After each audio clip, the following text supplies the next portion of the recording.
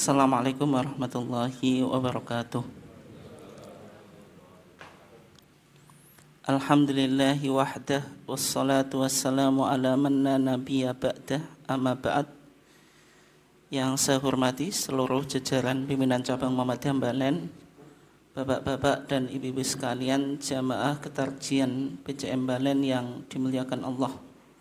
Alhamdulillah, pada kesempatan pagi yang cerah ini kita diizinkan oleh Allah Subhanahu wa taala untuk tetap istiqomah dalam upaya kita mentradisikan kajian ketarjian di lingkungan Muhammadiyah. Salawat dan salam semoga tetap senantiasa terlimpah kepada junjungan kita Nabiullah Muhammad sallallahu alaihi wasallam, keluarganya, sahabatnya, dan seluruh orang yang mengikuti sunnahnya sampai hari kiamat. Bapak dan ibu-ibu sekalian yang dimuliakan Allah, pada kesempatan ini kita masih melanjutkan topik yang sudah kita kaji pada minggu yang lalu, yaitu masih seputar tuntunan ibadah korban menurut tarjih Muhammadiyah. Kalau minggu lalu sudah kita kaji mulai dari sejarah korban yang merupakan syar'u man qablana, syariat nabi-nabi sebelum kita atau orang-orang sebelum kita. Demikian juga sudah kita bahas tentang dua pendapat yang berkaitan dengan korban. Jumhurul ulama mengatakan sunnah muakkadah, kemudian dalam pandangan Al-Imam Abu Hanifah hukumnya wajib. Demikian juga sudah kita kaji tentang makna korban lughatan wastilahan, secara bahasa dan secara terminologi atau istilah. Nah, untuk kali ini kita coba lihat pembahasan yang berkaitan dengan binatang korban itu. Yang pertama, ini sudah kita bahas ya, bahwasanya macam-macam binatang yang bisa digunakan untuk korban itu syaratnya harus min bahimatil an'am, harus termasuk binatang ternak yang meliputi 3 jenis itu, unta, sapi. Kemudian bagaimana kalau kerbau? Kerbau itu dikiaskan kepada sapi karena satu jenis dengan sapi. Kemudian kambing itu ada 2 ya, kambing biasa, kemudian ada domba. Nah, 3 binatang ternak ini yang kena kewajiban zakat karena ada dalil secara khusus. Ini yang bisa dijadikan untuk korban, sehingga kuda, rusa, ayam itu meskipun binatang ternak tapi tidak bisa dijadikan untuk hewan korban karena tadi tidak ada nas secara khusus mewajibkan zakat. Meskipun kemarin sudah kita bahas ya, ada pandangan yaitu pandangannya Hasan Persis, itu membolehkan korban dengan kuda dan rusa atau kidang gitu. Tapi itu menyelisih pandangan jumhur ulama. Nah, kemudian ketika kita ingin berkorban, maka ada sifat-sifat binatang korban yang penting untuk kita perhatikan sebelum kita membeli hewan korban. Secara umum garis besarnya, yang pertama sehat. Kemudian yang kedua enak dipandang mata. Yang selanjutnya mempunyai anggota tubuh yang lengkap. Jangan sampai anggota tubuhnya ada yang hilang atau yang terpotong. Kemudian tidak ada cacat seperti buta, rusak kulitnya, pincang, dan sebagainya. Kalau kita lihat di dalam hadis Nabi, bagaimana Nabi itu memilih hewan korban, yaitu ada hadis Anas ibn Malik. Nabi itu kan setiap tahunnya korban dengan bikabsen, dengan 2 kambing kibas. 1 orang tapi korbannya 2. Yang satu diniatkan untuk dirinya dan keluarganya, yang satu diniatkan untuk dirinya dan umatnya. Nabi ketika memilih kambing kibas itu amlahin. Amlahin itu warnanya putih ke hitaman, menunjukkan enak dipandang mata. Akronain, keduanya bertanduk, karena kambing semakin ketika punya tanduk berarti menunjukkan gagah. Kemudian di dalam satu redaksi dikatakan saminain pakai sin. Di Sahih Abi Awanah itu dikatakan saminain, yang satu pakai sin, yang satu pakai tha. Itu ini uniknya bahasa Arab. Beda sin sama tha saja artinya apa? Beda. Kalau saminain itu keduanya gemuk. Kalau pakai saminain keduanya mahal. Artinya hadis itu kadang mirip di sini, Pak. Yang satu pakai sin, yang satu pakai tha. Kalau pakai sin, samin itu gemuk. Tapi kalau pakai tha, samin itu mahal. Ya, karena gemuk dan mahal itu secara umum selalu apa, Pak? Selalu berkaitan. Gitu. Kalau dengan uangnya uangnya banyak, ya bisa mendapatkan kambing yang gemuk dan yang terbaik. Artinya di sini Nabi korbannya itu dengan hewan yang the best atau the first itu. Artinya kualitas yang terbaik. Gitu. Nah kemudian secara khusus ada hewan yang tidak bisa digunakan untuk berkorban. Misalnya kalau kita lihat di putusan Garut 1976 ya. Hewan korban itu disyaratkan di sana putusannya apa? Wa antakuna udhiyatuka hayawanan. Hendaknya hewan korban itu hewan yang saliman, yang tidak cacat, sahihan yang sehat. La awarabihi, tidak PC gitu. PC itu buta sebelah. Wala aroja, tidak pincang, wala ajfa, dan tidak kurus. Wala aqdobal kormni, tidak juga tanduknya patah, wal udhuni, atau telinganya cacat. Ini di putusan Garut 1976. Di antara dalilnya, ini 4 hewan yang disebutkan di dalam hadis ini, Pak. Ini semuanya ulama sepakat kalau misalnya digunakan untuk korban itu tidak sah itu. Kalau yang lainnya itu perdebatan. Atau ada yang mengatakan itu tidak bagus tapi tidak sampai mengakibatkan apa? Tidak sahnya korban. Artinya korban tetap sah tapi enggak utama. Tapi kalau yang di 4 hadis ini, nanti kita baca ya, hadis Al-Bara ibn Azib. Ini semua ulama sepakat kalau ada hewan yang memiliki cacat sebagaimana dalam hadis ini, maka ya tidak sah. Dalam hadis Al-Bara ibn Azib, di sana dikatakan arba'un la tajuzu fi dhuhaya. Ada 4 hewan yang tidak boleh digunakan untuk korban. Yang pertama, al-awra al-bayin awaruha. Yang PC yang jelas PC-nya. Bagaimana kalau buta?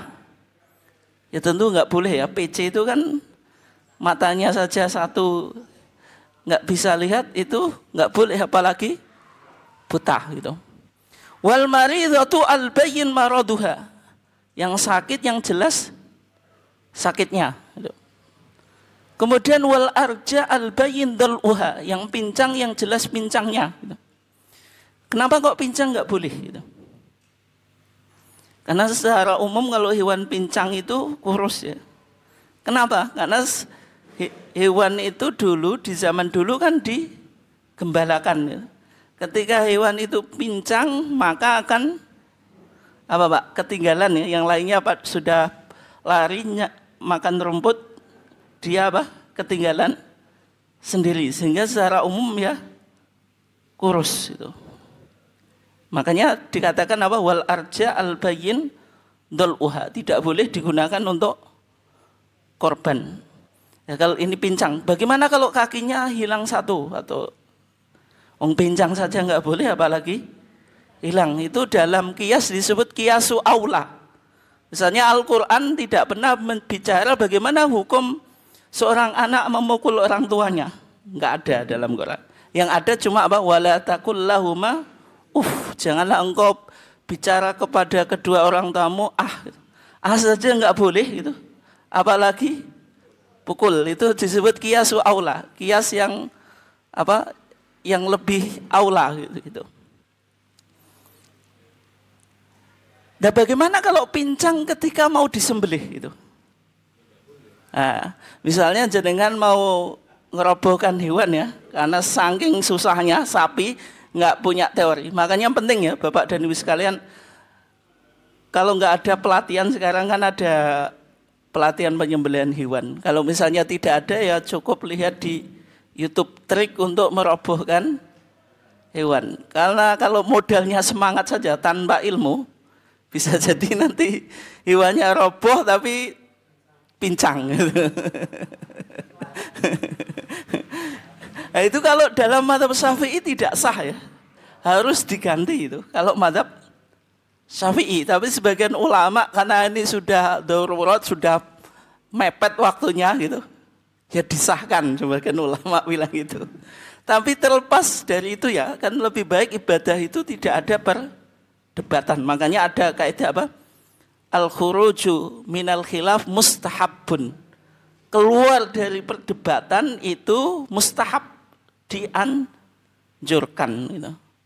Tapi kalau dalam mazhab Syafi'i, meskipun pincangnya itu ketika mau disembelih karena tadi semangat untuk ngerobohkan, itu ya tetap disebut pincang dan tidak sah. Kemudian wal kasir allati la tungki. Kemudian yang kurus yang tidak punya sumsum atau daging. 4 ini yang disepakati di kalangan para ulama kalau digunakan korban tidak sah. Kemudian ada sifat yang lain yang mengakibatkan kurang baiknya hewan digunakan untuk korban. Misalnya tadi apa? Yang cacat telinganya, kemudian patah tanduknya. Meskipun kalau dalam mazhab Syafi'i tanduknya terpotong sebelah, selama tidak mengakibatkan kurus hewan itu diperbolehkan. Tapi kan yang 2 ini perdebatan di kalangan para ulama.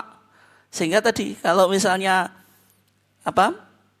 Di situ ada cacatnya pada misalnya telinga atau tanduk, ini ada yang sebagian ulama mengatakan ya tetap korbannya sah tapi kurang sempurna. Tapi kan kalau bisa ibadah itu kan yang aman, Pak. Artinya apa? Tidak ada khilaf di kalangan para ulama itu. Nah, berikutnya untuk kriteria umur ya. Hewan yang digunakan untuk korban itu kriterianya musinah. Musinah itu apa? Musinah itu kalau unta usianya atau umurnya itu 5 tahun. Ini bulannya bulan Komariah loh, Pak. Kalau kita bicara apa? Penanggalan dalam Islam itu ya Komariah gitu. Secara umum lebih banyak Samsiah ya daripada Komariah usianya.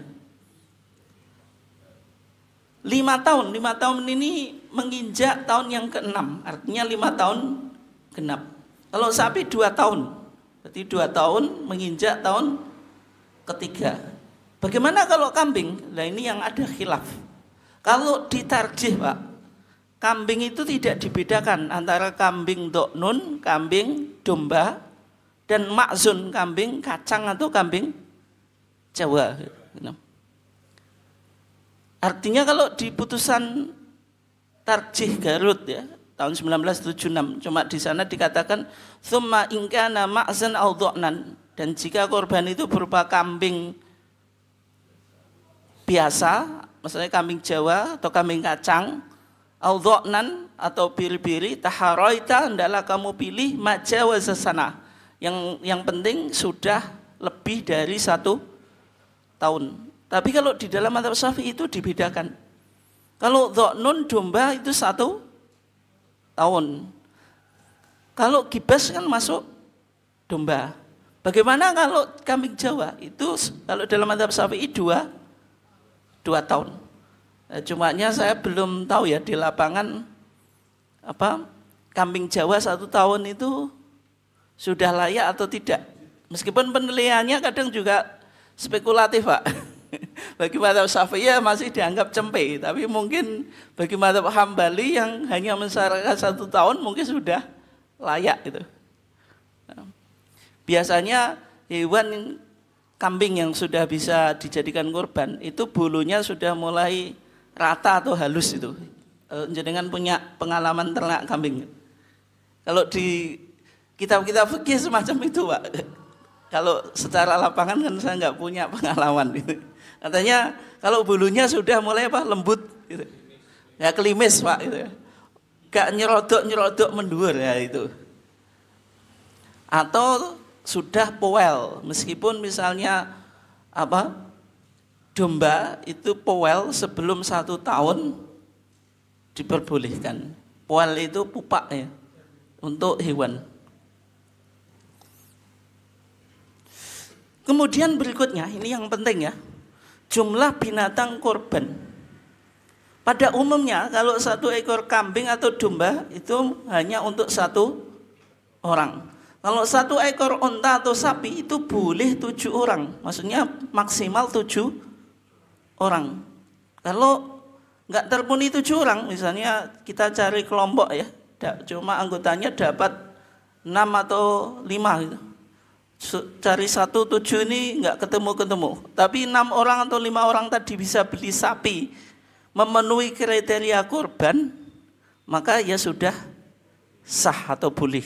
Tapi kalau misalnya 7, uangnya nggak cukup gitu. Tambah uang lain, jadi 8 atau 9 baru cukup. Nah, itu tidak boleh ya. Artinya boleh syirkah atau musyarakah.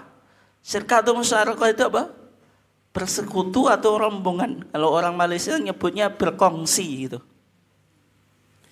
Tetapi diperbolehkan berkorban atas nama 1 orang dan keluarganya. Misalnya korban dari keluarga Pak Ahmad, itu boleh. Karena korban itu sunnah kifayah. Artinya kalau 1 rumah atau 1 ahli bait itu 1 berkorban itu mencukupi yang lainnya. Dasarnya apa, Pak? Dasarnya hadis Abu Ayyub Al-Ansari ketika Atha ibn Yasar itu bertanya kepada Abu Ayyub Al-Ansari, "Kaifa kanatid dhuhaya fikum?" Bagaimana korban di antara kamu sekalian ala ahdi Rasulillah, di zaman Rasulullah. Jadi kalau hadis macam ini mauquf tapi fi hukmil marfu', Pak. Karena dia bertanya di zaman Rasulullah, meskipun yang ditanya bukan Rasulullah. Di sini dikatakan kana rajulu adalah seseorang. Rajul itu orang laki-laki. Karena secara umum nafkah itu kan tanggungan laki-laki.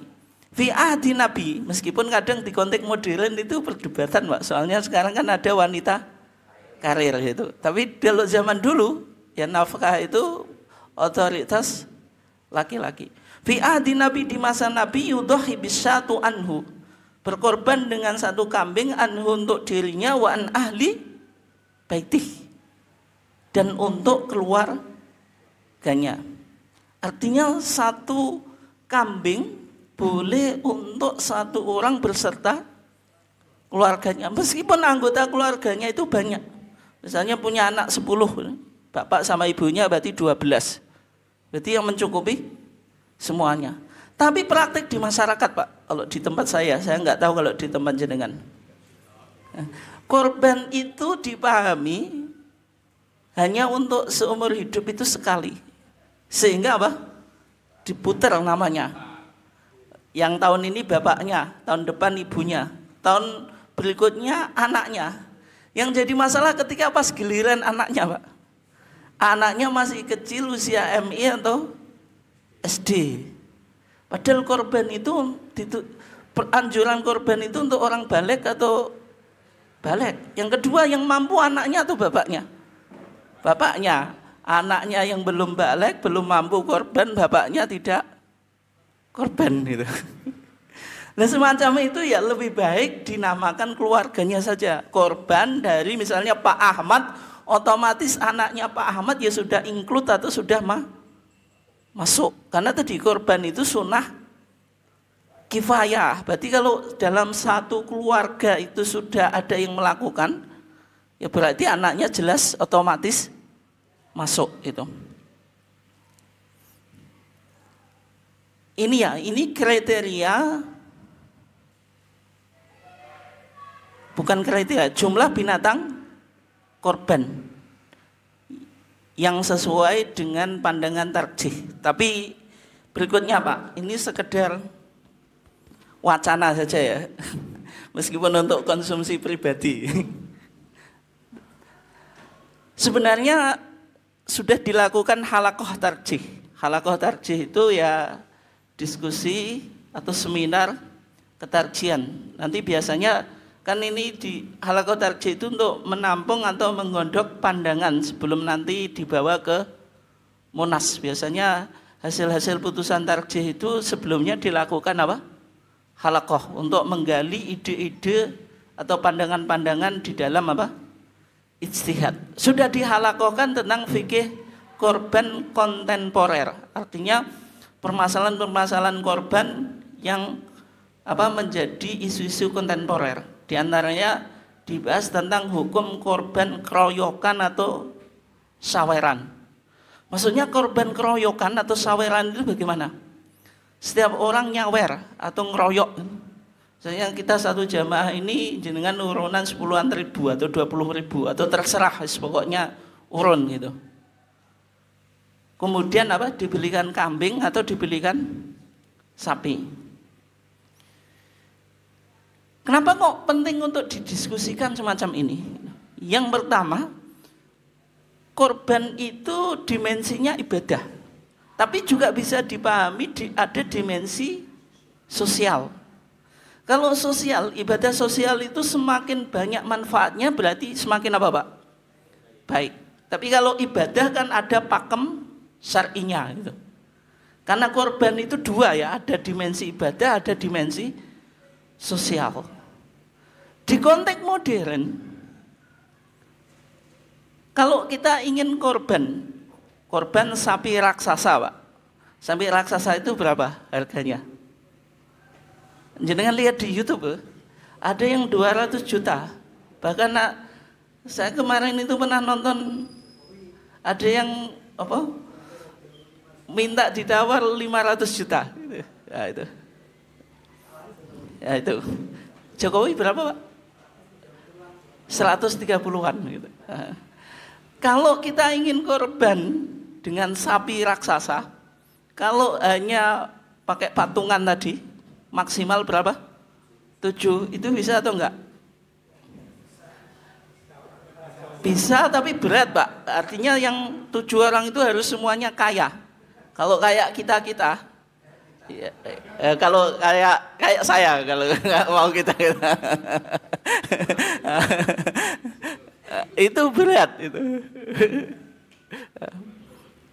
Padahal kan kalau sapi semakin besar itu kan siarnya semakin luar biasa Pak kan itu.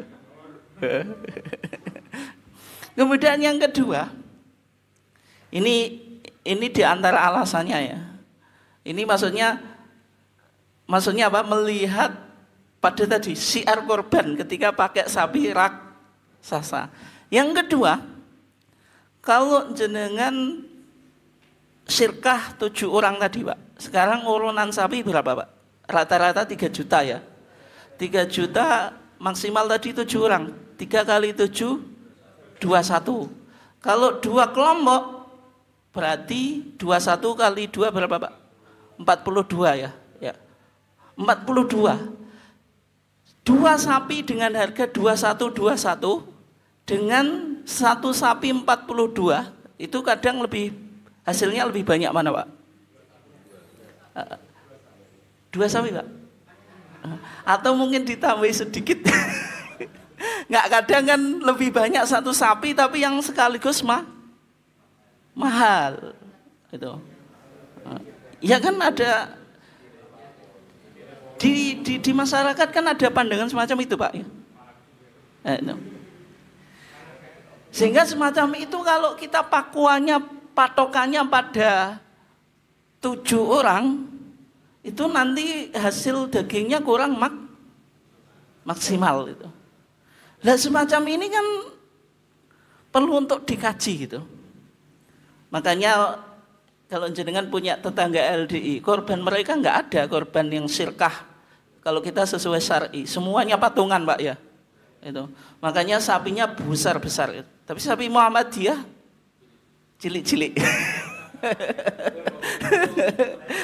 Lah kok bisa beli sapi besar? Karena tadi saweran gitu. Itu logika-logika yang dibangun ya. Kemudian ini pendalilannya Pak, pendalilannya. Nanti kita sampai kesimpulannya, tapi ini sekedar wacana yang dicoba digulirkan. Yang pertama, harus dibedakan antara dalil korban dengan dalil hadyu. Hadyu itu sembelian haji. Dalilnya harus dibedakan. Dalil hadyu untuk hadyu, dalil korban untuk korban. Selama ini Pak, selama ini ya. Kenapa kok satu sapi itu maksimal 7? Itu dalilnya dalil hadyu atau dalil korban gitu? Hah? Dalil korban atau dalil hadyu Pak? Dalil hadyu Pak, bukan dalil korban. Makanya jenengan lihat di kitab Bulughul Maram, di kitab Duhaya, kitab korban, hadis terakhir itu menyebutkan hadis ini Pak, hadis Jabir ibn Abdillah. Tidak menyebutkan hadis secara khusus tentang korban. Di sana dikatakan bagaimana? An Jabir ibn Abdillah, dari Jabir ibn Abdillah.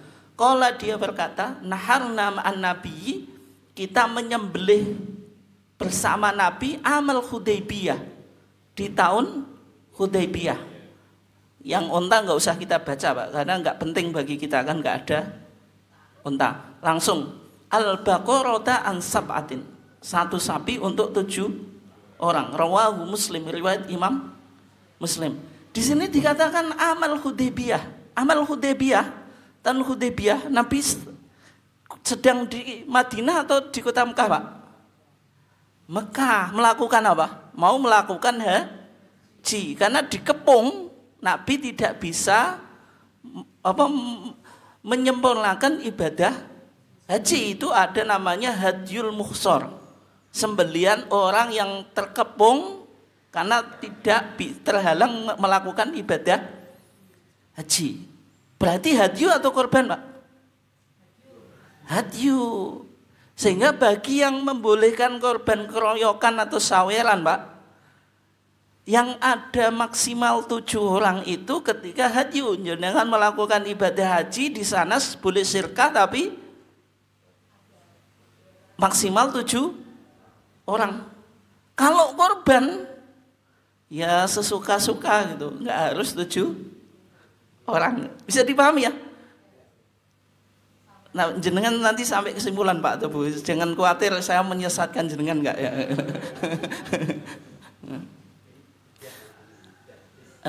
Yang kedua, Nabi pernah berkorban atas nama umatnya gitu. Hadisnya bagaimana Pak tadi? Hadisnya ya. Hadis Jabir ibn Abdillah lagi. Di sana dikatakan sholaitu ma'a Rasulullah SAW Idul Adha. Saya pernah sholat bersama Rasulullah Idul Adha. Falamman sarafa, tatkala Nabi sudah selesai sholat, utiya bi habsin, Nabi dibawakan kambing, maksudnya kambingnya Nabi dibawakan oleh seseorang ya.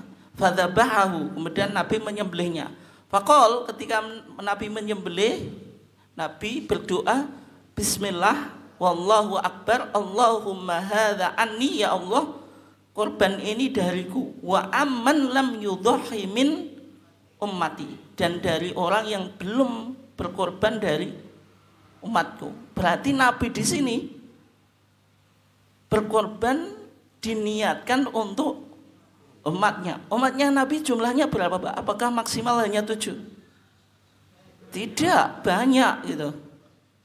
Banyak gitu. Sehingga kalau korban saweran itu kita misalnya keluarga Ahad pagi, kan Bapak, kita niatkan bikin korban untuk Untuk keluarga pengajian. Aduh.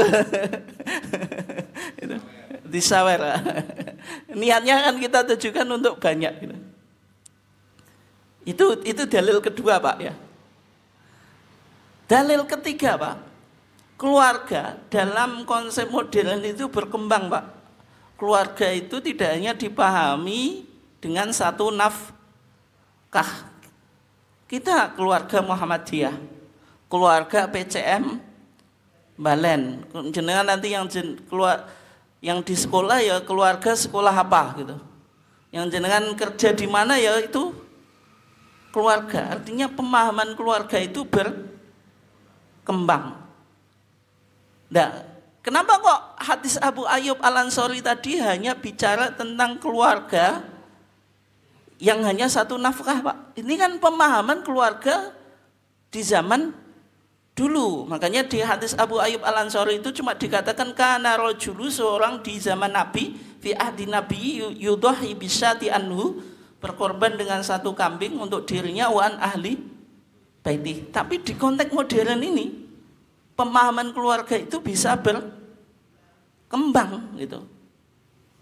Karena sosiologis masyarakatnya yang sudah berubah gitu. Sehingga tadi kalau misalnya PCM Balen boleh korban saweran, tadi diniatkan untuk keluarga PCM Balen gitu. Sehingga korban saweran atau keroyokan itu boleh, Pak. Itu logikanya semacam itu ya, pendalilannya. Ini yang diwacanakan, Pak, di halakoh tarjih gitu. Dengan beberapa alasan yang sudah kita sampaikan. Tapi Pak, ini baru pandangan saya pribadi ya. Enggak tahu nanti kalau jadi putusan Monas ya. Tapi saya memiliki catatan terhadap pendalilan. Ini yang jenengan dengarkan ya. Ini saya memiliki catatan terhadap pendalilan yang digunakan di halakoh tarjih. Catatan saya, Pak. Tadi dipisahkan antara dalil hadyu dengan dalil korban.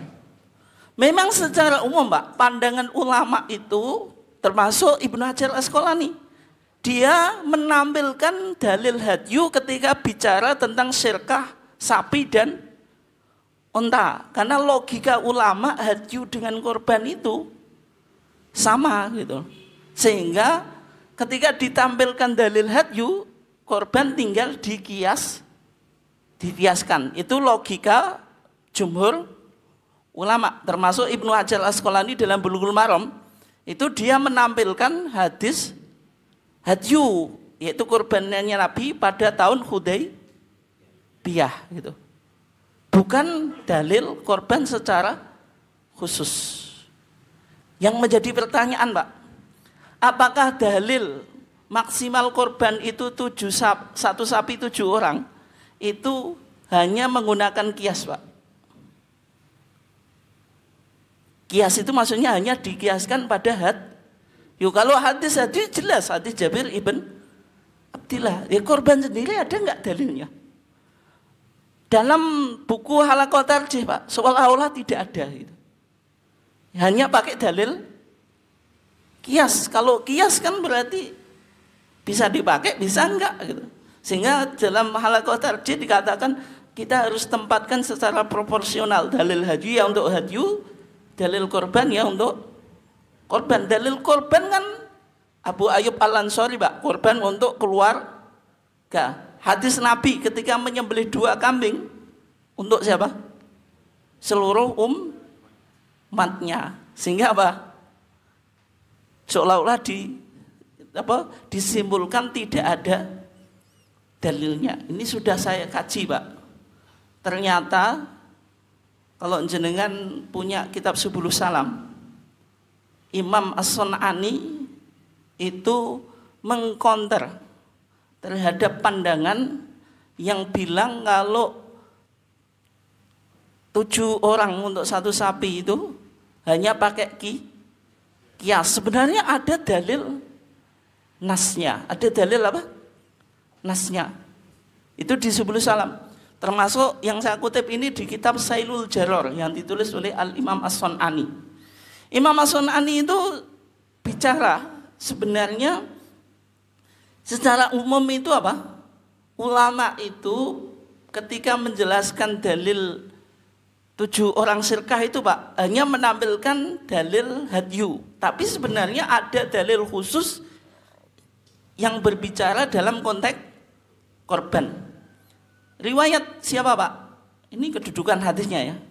Riwayat Ahmad, Imam Ahmad ya, An-Nasai, Imam Nasai, wa Turmudi, Imam Turmudi di Sunan Turmudi, wa Hasanahu, dan Imam Turmudi menganggap hasan, wa Ibnu Majah dan Ibnu Majah. Dari hadis siapa? Min hadisi Ibni Abbas, dari hadis Ibnu Abbas. Kata Ibnu Abbas, kunna adalah kami ma'an Nabi, bersama Nabi, fisafarin, dalam perjalanan. Ini yang menjadi yang perlu untuk digarisbawahi Pak. Fahadoro, maka datang apa al-adha, Idul Adha. Berarti konteksnya di haji atau korban Pak?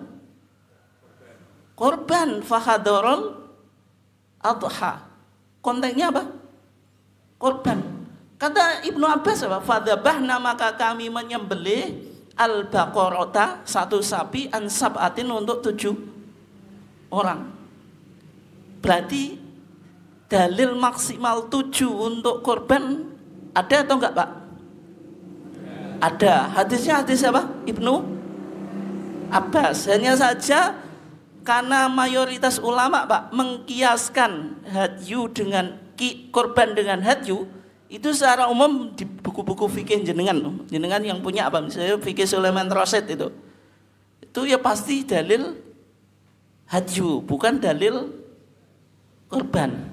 Sedangkan hadis Ibnu Abbas ini jarang dikutip, padahal tadi bisa kita temukan di Musnad Ahmad, Sunan Nasai, Sunan Turmudi, kemudian Sunan Ibnu Majah itu. Tapi jarang ditampilkan, sehingga tadi hadis yang dibawa ke halaqah tarjih itu tidak dimunculkan yang hadis Ibnu Abbas itu. Ini yang jadi catatan saya kan. Berarti dalil yang pertama Pak harus dibedakan, dalil hadyu dan korban ini terbantah gitu. Yang kedua, Nabi berkorban atas nama keluarganya, atas nama umatnya, mohon maaf. Sebagaimana hadis tadi Pak, hadis Jabir ibn Abdillah, ketika Nabi korban, Nabi doa apa? Bismillah wallahu akbar, Allahumma hadza anni wa amman lam yudhahi min ummati. Yang punya kambing siapa? Nabi. Yang beli atau yang memelihara kambing siapa? Nabi. Nabi satu orang diniatkan untuk banyak orang. Lah korban sirkah atau saweran itu Pak, yang punya kambing atau punya sapi siapa? Orang banyak. Kan sumbernya kan banyak. Meskipun niatnya sama ya, untuk orang banyak juga. Kadang ada guyonan Pak, nak ngono enak sing beleh apa diniatkan untuk dirinya saja kan. Di sini kan konteksnya beda. Nabi itu kambingnya Nabi sendiri. Nabi tidak pernah bilang, ya sahabat kamu saweran ya, nanti saya gunakan korban untuk diriku dan untuk umatku, kan nggak semacam itu. Nabi ya beli sendiri. Lah sehingga kalau dalam sejarah Islam seorang imam itu ya korban Pak. Misalnya sekarang konteksnya presiden, tapi uangnya dari Baitul Mal diniatkan untuk seluruh Indonesia. Kalau semacam itu kan artinya presidennya atau imamnya kan tidak minta tarikan atau saweran itu. Kan semacam itu, bisa dipahami ya. Kemudian dalil ketiga Pak, keluarga dalam konsep modern itu mengalami perkembangan makna. Padahal di zaman Nabi itu sudah ada muhajirin dan ansor. Kenapa kok muhajirin dan ansor tidak tadi mengatakan ini keluarga muhajirin, ini keluarga ansor gitu. Dan nanti yang jadi masalah mahram sosial itu agak bahaya Pak. Mahram sosial itu ya mahram, kita mahram di Muhammadiyah ya mahram sosial. Kalau di kantor ya mahram satu kantor. Akhirnya yang wanita boleh nggak pakai jilbab. Itu kan jadi masalah kalau semacam itu. Nah, kalau dikembangkan bahwasanya secara sosiologis makna keluarga itu bisa luas itu. Nanti kan bisa tadi memunculkan pemahaman-pemahaman yang lain. Nah, terlepas dari itu Pak, hanya saja karena ini masih halaqah Pak. Meskipun dalilnya sudah kita apa-apakan tadi ya.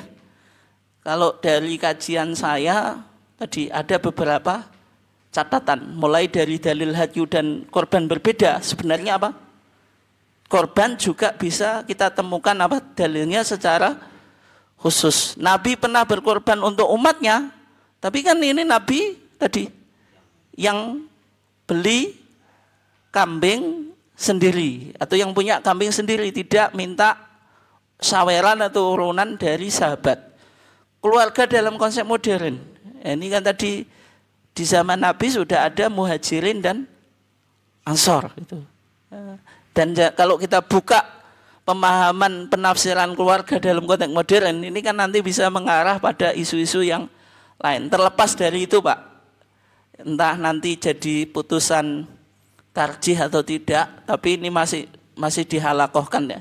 Kita tetap sesuai dengan apa yang sudah diputuskan oleh majelis tarjih ya, sehingga kalau syirkah ya 7 orang maksimal. Kalau ada yang saweran, apakah tidak diperbolehkan?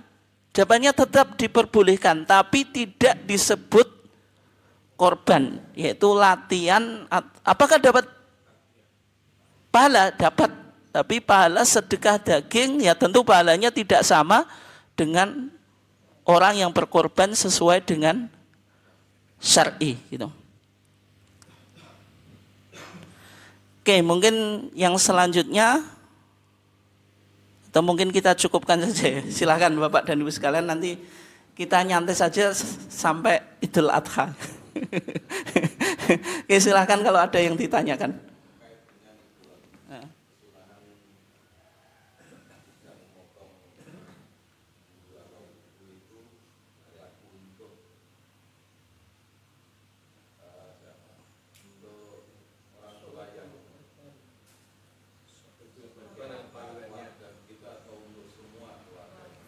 Ya, kalau anjuran untuk tidak potong kuku ya, itu untuk sohibul korban. Berarti cukup satu saja dalam satu keluarga. Tidak semua keluarga nggak potong kuku, nggak potong rambut. Dan kemarin sudah ada ya Pak Prapto kemarin. Kita sudah bahas kalau itu kembali pada sohibul korban. Karena kalau kita pahami kembali pada hewan yang dikorbankan itu secara hadisnya terlalu dipaksakan Pak, karena di riwayat Ummu Salamah yang lain redaksinya wala ta'khudanna min sya'rika pakai dhamir kaf itu, wala min adfarika pakai kaf, hatta tadbah udhiyatak itu, sampai engkau menyembelih hewan korbanmu. Maka tidak bisa dipaksa kembali ke hewan korban karena pakai dhamir kaf mukhatab. Kan Nabi tidak mungkin bicara pada ke kambing, ya tentu sohibul korban. Dan hadis Sa'id ibn Musayyib Pak, atau Musayyab ya, ketika hadis tadi dituturkan kepada Ikrimah merespon Allah ya'tazilan nisa awatib. Betul, orang yang korban itu nggak usah ngambil rambutnya dan kukunya, tapi Allah ya'tazilan nisa, ia tidak perlu menjauhi istri-istrinya. Artinya tetap boleh watib dan wangian. Nah, ini pakai an-nisa. Tidak mungkin hewan itu kan punya istri, kemudian bahasa Arabnya nisa. Nisa itu ya wanita istri, tapi wanita itu bukan istri hewan. Nisa itu nanti ibu-ibu Arab sana protes Pak itu. Hewan betina itu disebut nisa. Ya orang Arab krungu ya marah-marah Pak itu. Maksudnya ibu-ibu Arab. Wati pakai wangi-wangian. Masa hewan pakai wangi-wangian? Kan nggak mungkin. Jelas sohibul korban. Lalu hikmahnya apa? Hikmahnya kamalul maghfirah, yaitu totalitas purifikasi. Karena ibadah korban itu kan ada dimensi ibadah atau spiritualitas atau purifikasi, yaitu mensucikan diri kita dari api neraka. Kalau misalnya rambut dan kuku diambil, itu kan berarti ada bagian dari tubuh kita yang enggak terpurifikasi. Yang kedua, orang yang berkorban itu menyerupai orang yang muhrim. Karena ibadah itu Pak, ada koneksitas, ada keterhubungan. Yang kita yang tidak haji, itu ibadah kita dihubungkan dengan orang yang haji. Kayak jenengan puasa Arafah. Di sini orang haji sedang wukuf di Arafah. Artinya ada hubungannya gitu. Maksudnya bagaimana? Orang yang kebetulan ditakdirkan oleh Allah bisa berangkat haji, maka ketika itu dia ihram. Ada muharramat al-ihram, hal-hal yang diharamkan bagi orang yang berihram. Di antaranya nggak boleh potong kuku, potong rambut. Laki-laki pakai penutup kepala, wanita pakai penutup muka. Laki-laki nggak boleh pakaian yang berjahit, nggak boleh pakai mengumpuli istri. Kemudian nggak boleh pakai wangi-wangian dan seterusnya. Itu disebut larangan-larangan ihram. Tapi orang yang korban itu sebenarnya dia melakukan ibadah mirip dengan orang yang ihram, tapi hanya pada tidak potong kuku dan potong rambut dan menghilangkan kulit itu. Tapi dia tetap bisa, misalnya menggauli istri atau pakai wangi-wangian. Artinya apa? Mirip tapi tidak secara totalitas. Itu hikmahnya semacam itu ya. Ada hubungan antara orang yang berkorban dengan orang yang melakukan ihram. Tapi status hukumnya ini Pak, apakah wajib atau sunnah itu? Maksudnya kalau wajib itu jenengan potong rambut, potong kuku Pak, berarti jenengan berdosa. Terus korbannya masih sah atau enggak Pak? Atau sekedar sunnah. Yang agak aneh Pak, agak aneh ya, ini agak aneh ya. Dalam pandangan mazhab Hambali itu hukumnya haram Pak. Jadi kalau sudah masuk tanggal 1 Dzulhijjah jenengan potong rambut, potong kuku itu haram. Tapi tetap korbannya sah. Tapi pendapat ini aneh Pak. Hukum korban menurut mazhab Hambali apa? Sunnah muakkadah. Bagaimana kok motong rambutnya? Wajib gitu. Hukum korbannya saja sunnah, tapi kok potong rambut Pak? Tidak potong rambut dan potong kuku kok wajib kan gitu. Korbannya saja sunnah gitu loh. Itu makanya saya sebut agak aneh. Sehingga kalau di mazhab Syafi'i itu ya disunahkan saja. Artinya itu hanya fadilah atau kesempurnaan ibadah korban. Tapi kalau misalnya jenengan dulu-dulu kok potong rambut, potong kuku, atau misalnya entah dengan alasan apa, potong rambut, potong kuku, tetap korban Mbak. Karena tadi hukumnya hanya sunnah, tidak sampai wajib. Itu hanya kesempurnaan, tapi tidak mempengaruhi ibadah korbannya itu. Oke, yang lainnya silakan atau nggih monggo. Nggih monggo. Nggih monggo.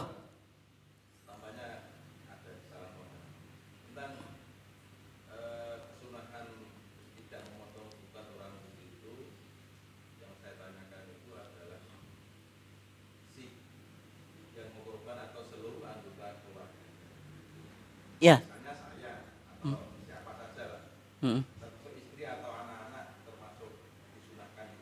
Ya. Tadi sudah sejawab Pak. Jadi cukup sahibul korban. Jadi kalau satu keluarga yang korbannya saja. Adapun anggota yang lain tidak. Itu. Jadi anaknya, istrinya tidak usah. Cukup sahibul korbannya saja. Gitu. Oke. Oke, monggo. Oke.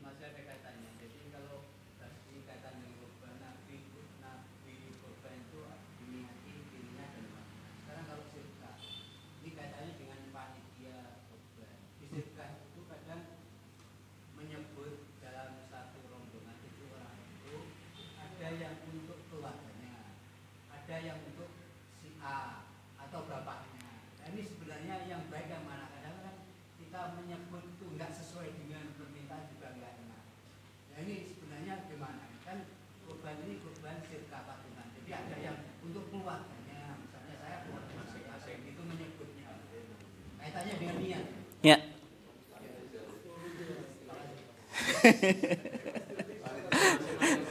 Ya kita, ya ini kan yang kita jelaskan sesuai dengan pandangan syar'i. Memang kadang-kadang di masyarakat repot kita dakwah itu kan. Tetap jenengan ketika menjelaskan yang tentu bil hikmah wal mau'izah hasanah kan wajadilhum billati hiya ahsan. Karena nanti pemahaman umum di masyarakat, Pak. Termasuk di desa saya itu, di masjid itu masih umum gitu. Korban itu ibadah 1 tahun, kok 1 tahun, mohon maaf, seumur hidup sekali gitu.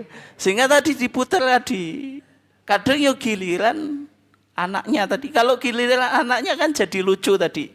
Lucunya bagaimana?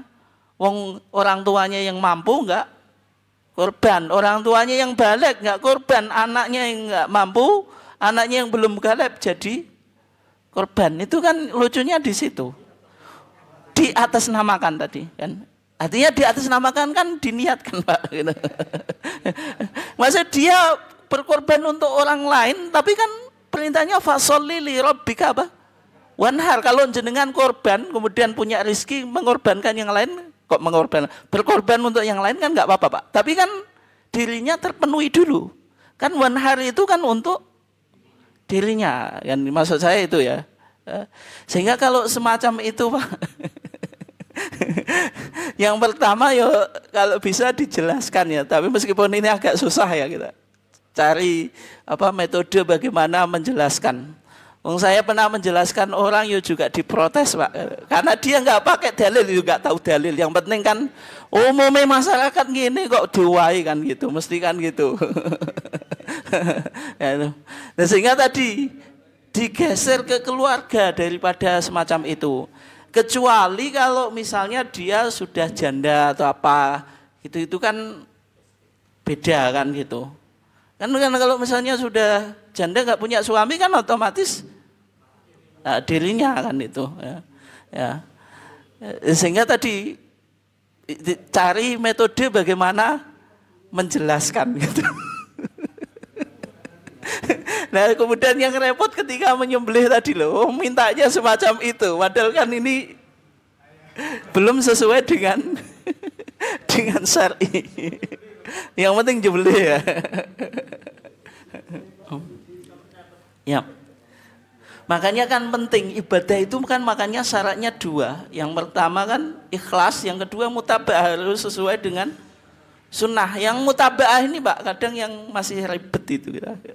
Nanti kalau dipaksa ya nggak jadi korban. Tapi itu mungkin berproses, Pak, kan pelan-pelan.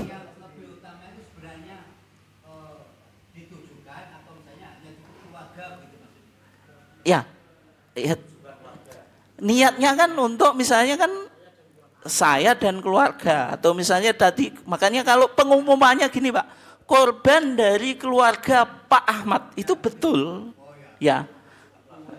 Karena tadi keluarga Pak Ahmad ya berarti Pak Ahmad itu ada ya Bu Ahmad, anak paknya Pak Ahmad dan seterusnya gitu. Itu sebagaimana hadis Abu Ayyub Al-Ansori tadi itu. Ya. Nggih, monggo. Nggih. Banyak ini. Nggih, monggo.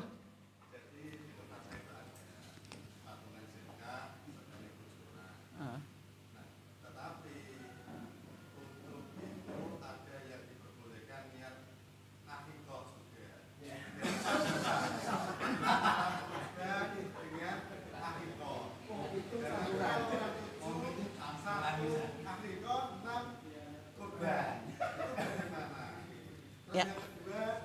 Niatnya ditujukan untuk orang yang sudah meninggal, misalnya. Ya.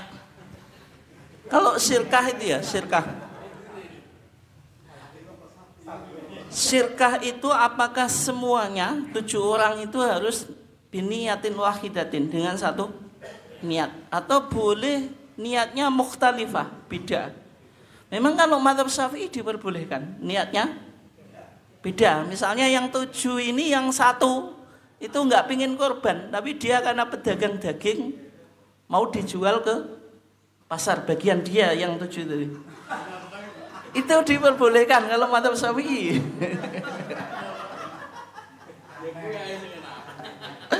Nggak, misalnya tadi kan dengan cari patungan ya, cuma dapat 6, tinggal 1 susah. Akhirnya ada tukang penjual daging di pasar dengan lobby ya, kemudian dia mau ya. Itu boleh, tapi dia nggak berkorban untuk dijual. Kalau dalam madzhab Syafi'i boleh ya, tapi kalau sebagian madzhab yang lain nggak boleh. Misalnya madzhab Hadawiyah yang niatnya harus 1. Kalau kita lihat di hadis hadis Jabir ibn Abdillah atau hadis Ibnu Abbas dalam konteks korban secara khusus, itu meskipun tidak tahu kalau kita secara dohir itu ya niatnya 1. Fahadhurul adha itu berarti semua sahabat di situ ya niatnya untuk korban gitu. Hanya saja kalau madzhab yang beranggapan karena maksimal 7, ya berarti tadi meskipun niatnya beda nggak apa-apa gitu. Kan itu. Tapi kalau dari dohir hadis itu 1 gitu. Karena Ibnu Abbas itu menceritakan para sahabat yang ada di perjalanan ketika itu datang Idul Adha. Ya berarti kan semuanya niatnya korban gitu. Kemudian yang berikutnya akikah dengan korban itu beda ya. Gitu. Meskipun di masyarakat dipahami juga kalau belum akikah jangan sekali-kali korban. Wong awakmu iku ditebus kok be korban kan gitu. Ya kan karena akikah kan murtahanun al-kullu ghulamin murtahanun bi aqiqati itu. Nah, kemudian akikah itu kalau di fatwa tarjih itu tutbah yaumas sabi'i, disembelih pada hari ke-7 kelahiran anak. Sehingga kalau bagaimana di luar hari yang 7 dalam fatwa tarjih itu tetap dapat pahala ya, tapi tidak sama dengan pahala akikah yang di hari ke-7. Tapi memang kalau dalam madzhab Syafi'i akikah itu sampai balik gitu. Maksudnya orang tuanya hari 7 belum mampu, tanggal 14, 21, setelah itu pilih hari terserah yang ia mampu sampai dia balik. Nanti kalau sudah balik itu tanggungan dirinya. Kalau dia mau ya akikah. Tapi beli kambing sendiri, bukan minta kepada orang tuanya. Dasarnya apa? Nabi itu aqqa an-nafsi. Nabi itu pernah mengakikahi dirinya sendiri karena sama Abdullah dulu tidak pernah diakikahi. Tapi hadisnya itu la aslalahu, tidak ada asalnya. Maksudnya tidak ada sumbernya itu. Itu. Sehingga kalau di fatwa tarjih antara akikah dengan korban beda. Waktunya juga beda. Kecuali Pak atau Bu, kalau jenengan pas punya anak, akikahnya jatuh di hari raya atau hari raya tasyrik gitu. Pas itu barengan. Semacam itu meskipun jenengan niatnya akikah, tapi dapat fadilah korban. Kayak jenengan puasa Syawal pas jatuh hari Kamis atau Senin. Meskipun niatnya ya puasa Syawal, tapi tetap dapat pahala puasa Senin atau Kamis itu. Itu disebut tadakhul. Tadakhul itu ibadah saling memasuki atau berkaitan gitu. Oke. Kemudian kalau korban untuk orang yang meninggal ya, semuanya sudah ada di fatwa tarjih. Itu boleh, tapi syaratnya 2. Yang pertama ada wasiat, yang kedua ada nazar. Kalau yang sudah meninggal dulu pernah wasiat kepada anaknya gitu, itu kalau dipenuhi nggak apa-apa gitu, diperbolehkan. Kemudian yang kedua nazar. Nazar itu kan ada 2, nazar ala ta'ah dan ala maksiyah. Man nadzara ayyuti Allah falyuti wa man nadzara ayyasiyahu fala yaksih. Itu siapa yang bernazar mentaati Allah disuruh melakukan, kalau maksiat ya tidak dilakukan. Dan ahlu waris ketika yang meninggal punya tirkah Pak, harta warisan, sebelum harta warisannya dibagi, diambil untuk tadi memenuhi nadarnya, misalnya apa tadi, korban gitu. Itu boleh diambil gitu, sebelum dibagikan. Dalilnya apa? Sebagaimana haji kan ada imro'ah, itu ada seorang wanita datang kepada Nabi bilang, ya Rasulullah, inna ummi qad tuwfiyat, ya Allah ibuku sudah meninggal. Dia dulu pernah nadar haji, afa ahujju anha, apakah boleh saya berhaji untuknya? Nabi bilang apa? Huji anha, disuruh apa? Memenuhi nadarnya haji. Kalau punya nadar atau punya wasiat di fatwa tarjih diperbolehkan. Dan menariknya Pak, dalam mazhab Syafi'i itu korban itu juga tidak boleh dengan untuk orang meninggal kecuali ada izin. Izin itu ya termasuk tadi nadar atau wasiat. Sebenarnya sama pandangan tarjih dengan mazhab Syafi'i. Tapi kalau di masyarakat itu kan kadang amalia di masyarakat itu menyimpang dari mazhab mereka Pak, gitu loh. Masalahnya itu nggak sesuai dengan mazhabnya gitu. Oke, yang lainnya atau satu lagi Pak, sama Pak Yadiran tadi mau. Oke.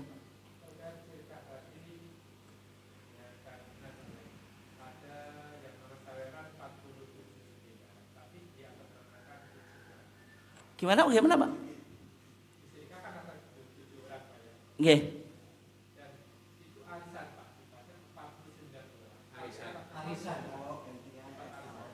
Ya, korban arisan apakah boleh atau tidak? Ini juga sudah ada di fatwa tarjih.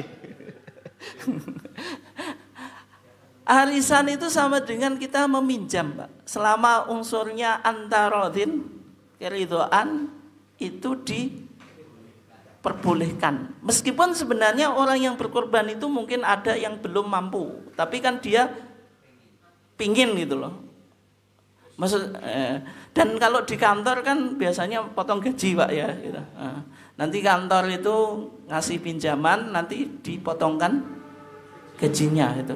Selama itu atas unsur keridhaan dan tidak memberatkan Pak. Kadang permasalahannya kalau di RT itu cari anggota itu yang sebenarnya dia ekonominya nggak mampu terus dipaksa Pak gitu.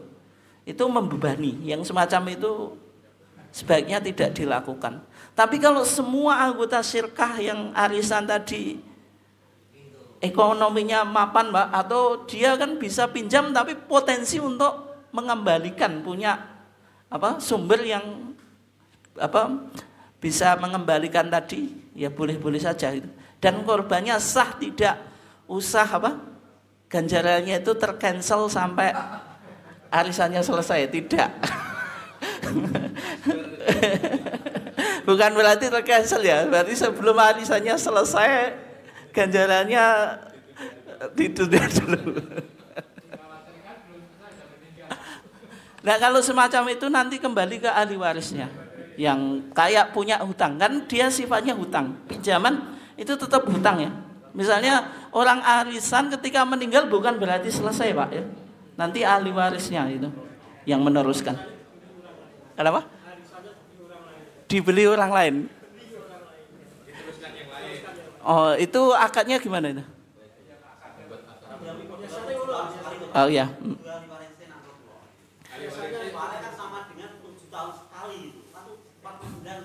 Gak dibeli itu mengembalikan yang sebelum-sebelumnya. Kalau mengembalikan sebelum-sebelumnya ya nggak apa-apa kan? Ya. Mungkin itu ya, kurang lebihnya mohon maaf. Insya Allah masih lah, kita nyantai saja kan sampai Idul Adha. Kurang lebihnya mohon maaf, kita tutup dengan bacaan hamdalah. Wassalamualaikum warahmatullahi wabarakatuh.